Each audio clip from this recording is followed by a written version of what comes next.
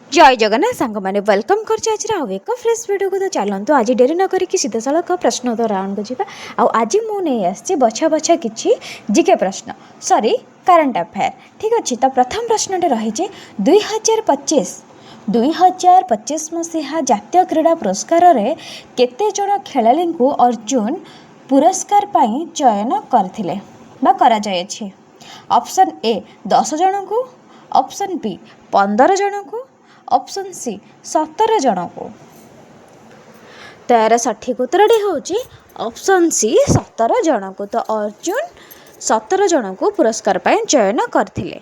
2025 जातीय क्रीड़ा पुरस्कार रे केते जन कोच को द्रोणाचार्य पुरस्कार मिलिबो। 2025 जातीय क्रीड़ा पुरस्कार रे केते जन कोच को द्रोणाचार्य पुरस्कार मिलिबो। ऑप्शन ए 4 जन को, ऑप्शन बी 5 जन को, ऑप्शन सी 17 जन को। तार सठिक उत्तर हूँ ऑप्शन बी 5 जन को। तो 5 जन को भारत जातीय क्रीड़ा पुरस्कार कोच को द्रोणाचार्य पुरस्कार मिलियो। केते जन को 5 जन को मिलियो। बुझेला। चलतु परवर्त प्रश्न आलोचना करबा। 3 नंबर प्रश्न हूँ समुद्र मंथन योजना केउं क्षेत्र सहित जड़ित। समुद्र मंथन योजना केउं क्षेत्र सहित जड़ित। ऑप्शन ए रेलपथ, ऑप्शन बी क्रीड़ा, ऑप्शन सी ऑफशोर अन्वेषण। तो यार सठिक उत्तर हूँ ऑप्शन सी ऑफशोर अन्वेषण। तो समुद्र मंथन योजना केउं क्षेत्र सहित जड़ित ना ऑफशोर अन्वेषण क्षेत्र सहित जड़ित। बुझेला। 4 नंबर प्रश्न हूँ अपराजिता ट्रेक कार्यक्रम को किए फ्लैग अप करथिले। अपराजिता ट्रेक कार्यक्रम को किए फ्लैग अप करथिला।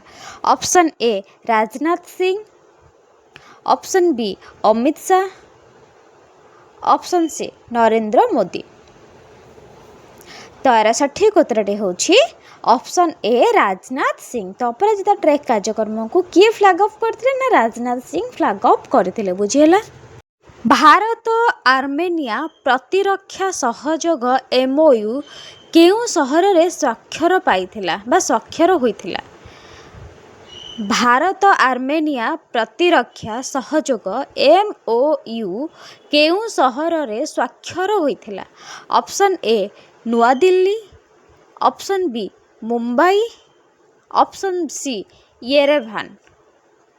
तार सठिक उत्तर हूँ ऑप्शन सी येरेभान। येरेभान ने साक्षर होइथिला। बुझेला सांग माने। तो आज एतिकी रहिली। जय जगन्नाथ। आ मो चैनल को यही भाया जिके क्वेश्चन पाई मो चैनल को आपण माने लाइक करंतु, शेयर करंतु, सब्सक्राइब करंतु। रहिली। जय जगन्नाथ। आ न्यू न्यू कंटेंट पाई मो